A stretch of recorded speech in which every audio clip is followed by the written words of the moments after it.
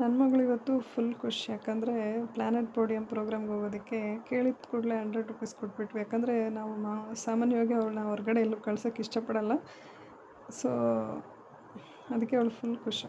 ಇವತ್ತು ಸಂಜೆ ವಿಡಿಯೋ ಇದು. ನಾನು ಮುದ್ದೆ, ಅನ್ನ ಮತ್ತು ಚಟ್ನಿ ಮಾಡೋಣ ಅಂತ ಹೇಳ್ಬಿಟ್ಟು ಅನ್ನ ಮುದ್ದೆಗೆ ಇಟ್ಬಿಟ್ಟು ಶೇಂಗಾ ಬೀಜ ಮತ್ತು ಹಸಿಮೆಣ್ಸಿನ್ಕಾಯಿನ ಹುರಿದಿಟ್ಕೊಂಡಿದ್ದೆ.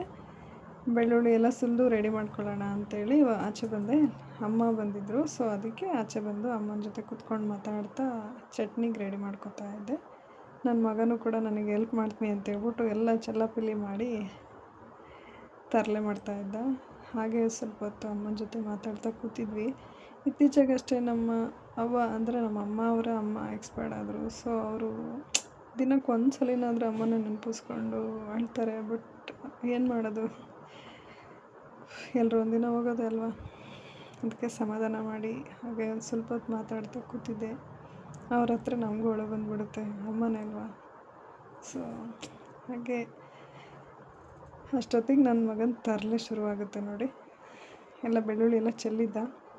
ಸಂಜೆ ಆಗಿರೋದ್ರಿಂದ ಮಗಳು ಪೂಜೆ ಮಾಡೋಕ್ಕೆ ಬಂದಳು. ಬಾಗಿಲಿಗೆಲ್ಲ ನೀರು ಹಾಕಿ ರಂಗೋಲಿ ಹಾಕ್ತಾಳೆ ಅವಳೇ. ಬಟ್ ಇವತ್ತು ನಾನು ಹಾಕಿರೋದು, ಅವಳು ಪೂಜೆ ಮಾಡ್ತಿದ್ದಾಳೆ ಅಷ್ಟೆ. ಡೈಲಿ ಸಂಜೆ ನಮ್ಮ ಮೇಡಮೇ ಪೂಜೆ ಮಾಡೋದು. ಪೂಜೆ ಮಾಡಿಬಿಟ್ಟು ನಂತರ ಓದ್ಕೊಳ್ಳೋದಕ್ಕೆ ಕುತ್ಕೊತಾಳೆ. ಸೊ, ಅದಕ್ಕೆ ಪೂಜೆ ಮಾಡ್ತಾಯಿದ್ಲು. ಅಷ್ಟೊತ್ತಿಗೆ ಅಮ್ಮನೂ ಲೇಟಾಗುತ್ತಪ್ಪ, ನಾನು ಮನೆಗೆ ಹೋಗ್ತೀನಿ ಅಂತೇಳ್ಬಿಟ್ಟು